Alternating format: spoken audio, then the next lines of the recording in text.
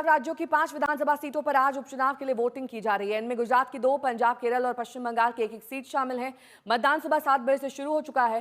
Voting centre पर मतदाताओं की भीड़ देखी जा रही है। केरल के नीलांबुर, पंजाब के लुधियाना पश्चिम बंगाल के कालीगंज और गुजरात के विसावदर और कड़ी विधानसभा उपचुनाव के लिए वोट डाले जा रहे हैं। उपचुनाव के नतीजे 23 जून को आएंगे।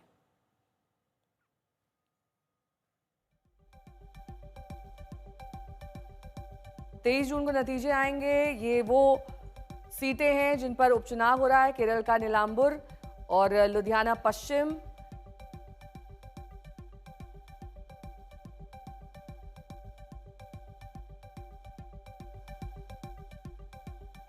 पश्चिम बंगाल के नादिया से अनिर्बान मेरे सहयोगी जुड़ गए हैं तमाम जानकारी के साथ। कितना टर्न अराउंड दिखाई दे रहा है वोटिंग का, अनिर्बान?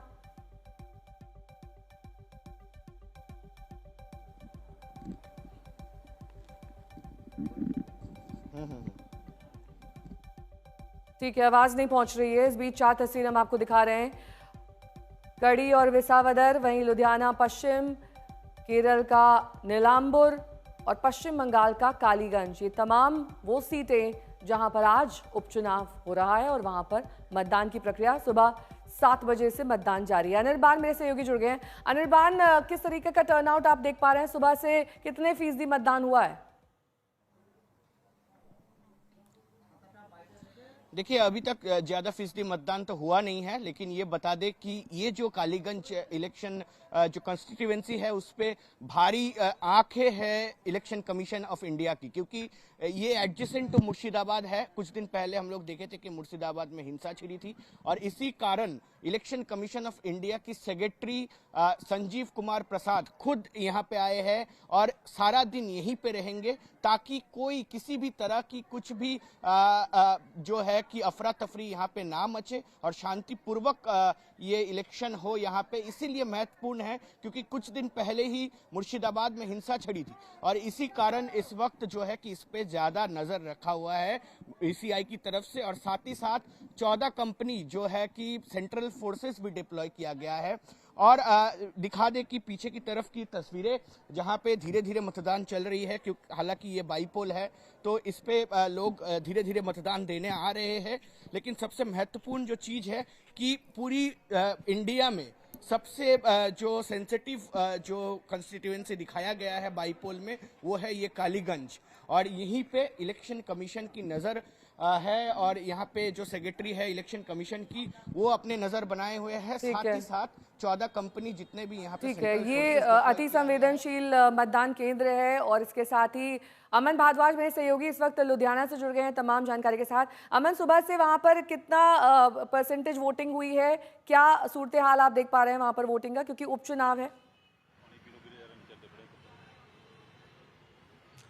देखिए नेहा, यहाँ पर 7 बजे से क्योंकि वोटिंग शुरू है लुधियाना में और 6 बजे तक होगी शाम को, लेकिन अभी तक परसेंटेज काफ़ी ढीली डाली है। लोग क्योंकि सुबह काम भी है तो उसके चलते काफ़ी कम तादाद में अभी तक है, 10% के करीब ही वोटिंग हो पाई है।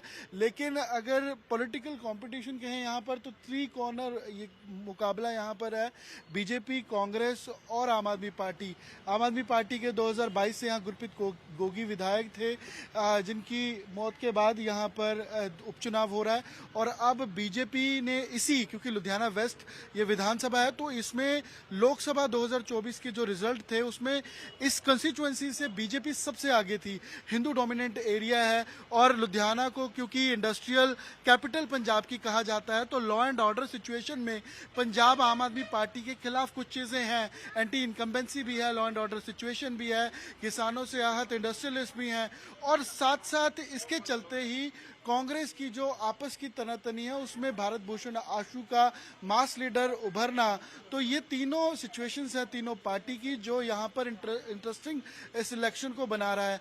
और साथ साथ आने वाले दिनों में क्योंकि राज्यसभा को छोड़कर विधानसभा में जाने की तैयारी संजीव अरोड़ा की आम आदमी पार्टी की है तो ऐसे में वो पूरे पंजाब को उसका इम्पैक्ट नजर आएगा क्योंकि दिल्ली से किसी बड़े नेता को राज्यसभा पंजाब से दी जाएगी, ऐसा भी चर्चा इंडिया पंजाब में सबसे ज्यादा तेज है और यहाँ पर मनीष सिसोदिया, अरविंद केजरीवाल, भगवंत मान सहित सबने प्रचार किया। और दिल्ली हारने के बाद आम आदमी पार्टी का जिस तरीके का यहाँ पर फोकस है दिल्ली की लीडरशिप पर, तो उससे कहीं ना कहीं ये विधानसभा चुनाव लुधियाना वेस्ट का काफी इंटरेस्टिंग है।